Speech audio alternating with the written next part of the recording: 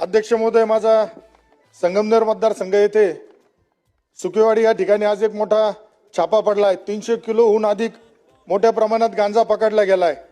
तुषार उत्तम पडवळ याच्या घरावर नाशिक विभागाच्या अंमली पदार्थ विरोधी टास्क फोर्स आणि शहर पोलीस विभागाने हा छापा टाकलाय। सकाळपासून टास्क फोर्स आणि संगमनेर पोलीस उपविभागाचे अधिकारी तसेच नाशिकचे अधिकारी या ठिकाणी कारवाई करत आहे।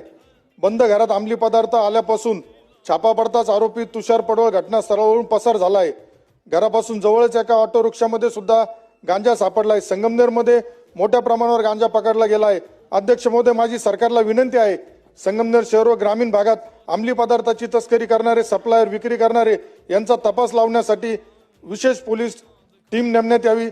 जे कोणी दोषी असतील त्यांच्यावर विद्यमान कायद्याअंतर्गत कठोर कारवाई करावी।